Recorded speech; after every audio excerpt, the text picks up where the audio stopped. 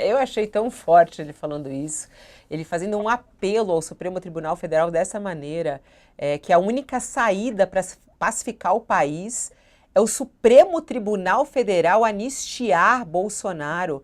Josias, qual deve ser a resposta do STF a esse apelo de Jair Bolsonaro? Será que o STF atende a um apelo desse, Josias? Não pode, né? Não se pode dar anistia a quem precisa de cadeia, né? O Bolsonaro, nós precisamos considerar o ambiente que envolve o personagem, né? É, a arca do golpe está afundando. Os planos do Bolsonaro para 2026 vão a pique. E ele se apaixonou agora pela anistia. Como ele não é correspondido, ele recorre até à súplica. Eu apelo aos ministros do Supremo, eu apelo, por favor, repensem, vamos partir para uma anistia. Aí ele dá nome aos bois desse seu presépio natalino, né? Se tivesse uma palavra do Lula ou do Alexandre de Moraes no tocante à anistia, estava tudo resolvido. Não querem pacificar? Então, anistia pacifica. O Bolsonaro e a compostura nunca foram elementos conciliáveis, né? Mas, agora, indiciado, o Bolsonaro está exagerando, né?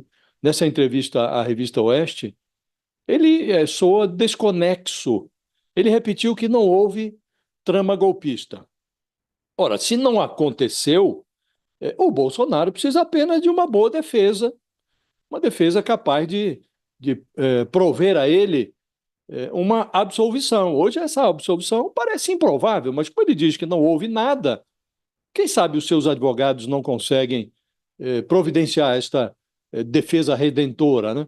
Agora, se houve a tentativa de golpe, como a Polícia Federal demonstrou no inquérito, o caso é de cadeia, não de anistia preventiva, né?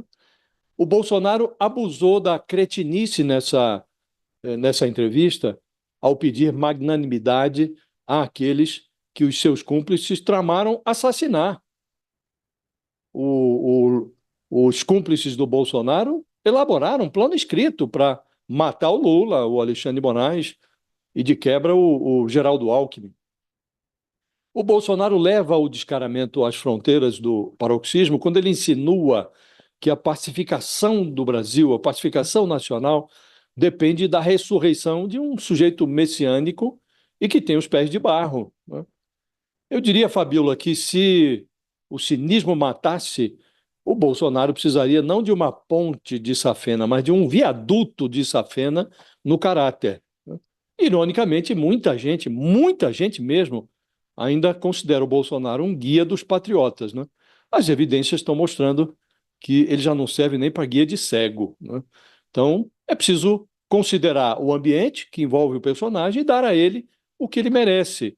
Anistia não pode ser confundido, Fabíola, com um outro nome para impunidade. Chega, né?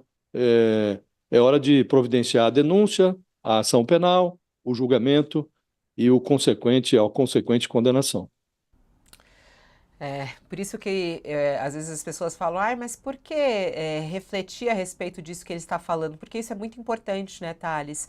Porque Bolsonaro traz esse recado à parte dos seus apoiadores, que fazem um barulho pelas redes brasileiras, fazem um barulho também no Congresso brasileiro. Há, neste momento, um projeto em andamento no Congresso brasileiro sobre anistia. Isso é preciso ficar atento. E aí Bolsonaro vai além e quer apelar para o judiciário brasileiro. Só que o judiciário brasileiro não pode ser contaminado com política. Então, como que o judiciário brasileiro vai analisar essa situação toda de uma tentativa de golpe? Pelas declarações públicas que nós temos até agora, Thales, é visto com muita gravidade pelo presidente do Supremo Tribunal Federal, inclusive, não estou falando nem de Alexandre de Moraes, que toca muito essas investigações, mas sim o próprio Barroso, que já falou sobre a gravidade do que aconteceu no Brasil. Então, quer dizer, esse apelo que Bolsonaro faz ao STF vai ficar só no apelo mesmo, né, Thales?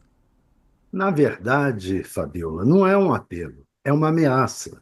O que o Bolsonaro está fazendo nessa entrevista é uma ameaça. Só terá pacificação. Ora, quem pensou em matar foi ele e os seus seguidores. Foi o plano golpista. Ali tem violência, matança, etc. Quem começou a executar o plano golpista, que era um plano de violência, sem pacificação, foram eles. E aí ele diz assim: só pacificará, ou seja, nós só pararemos se for feita a anistia. É uma ameaça, porque ninguém cometeu gesto violento nenhum.